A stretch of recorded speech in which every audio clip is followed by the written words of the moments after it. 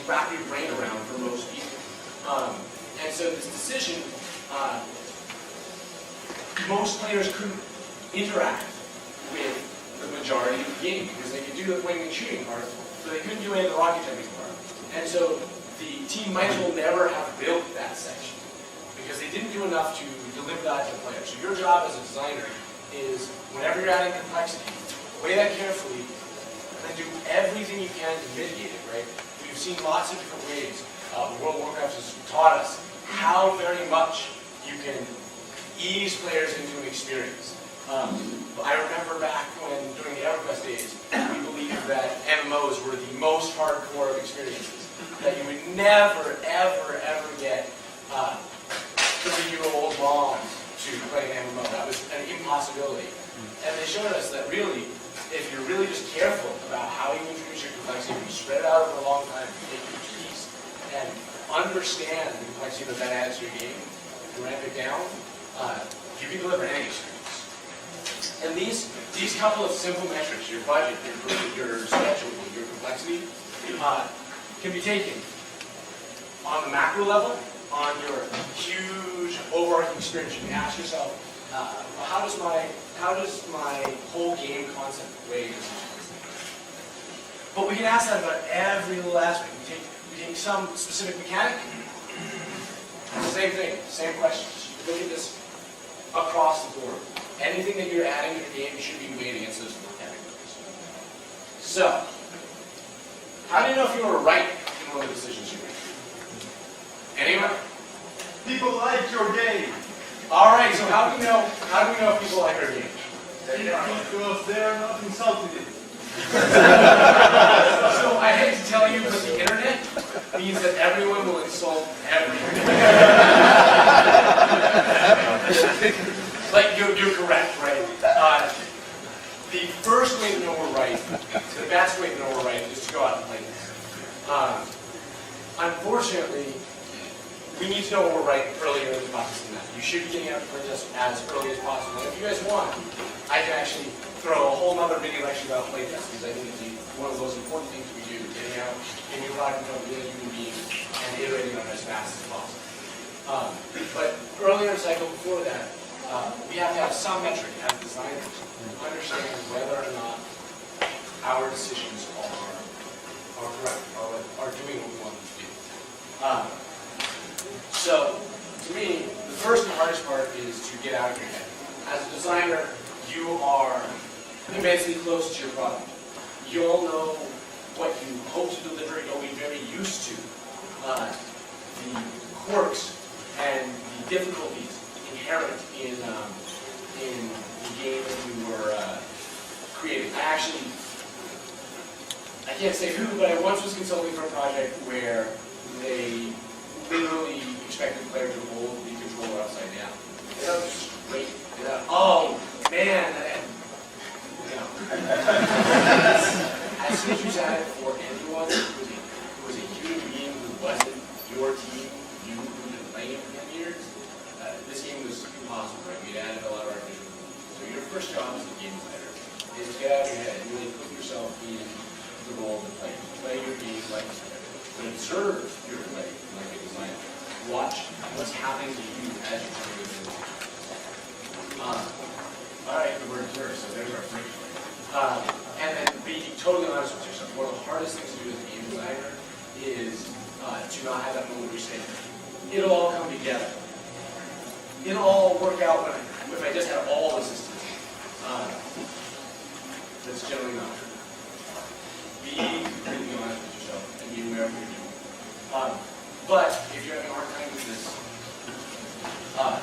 one of the most useful techniques I've found when I'm really trying to move out of just being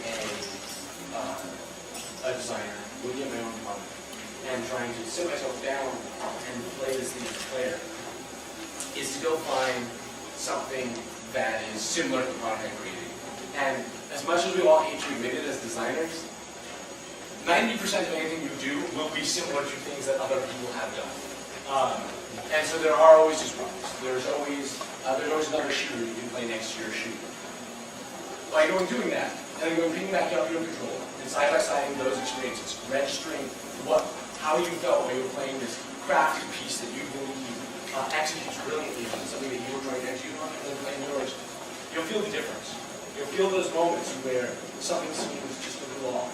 If you're really honest with yourself and you're really observing yourself as you play, you'll be able to capture those moments and drill down and really look into those moments and say, wait, what was I trying to deliver? Where is my core engagement for my player? And why is this not solving that as well as this other game? Since I've been on a platformer gig, I saw this a lot recently. We've seen more and more games that have incredible, realistic, wonderful physics systems that allow us to do a ton. But if you guys don't remember, right, you go play back, you play a Mario, your Super Mario Bros., you'll find that Mario can run, jump, and you turn around in the air, and I know I'm not going to make that jump. I turn around, and I can land back where I started my jump.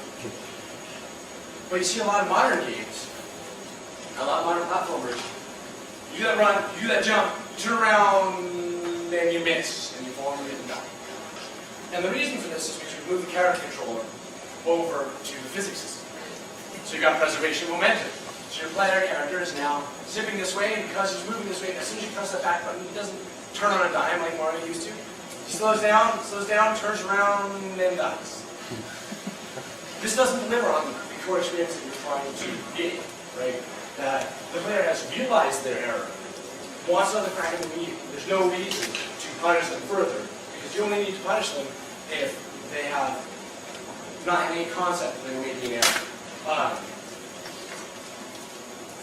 And you realize this if you replay these things side by side. But I see games ship all the time with this sort of thing, and then get hammered in the press because, for some reason these controls don't feel right. Well, as a press person, it's okay to say these controls don't feel right.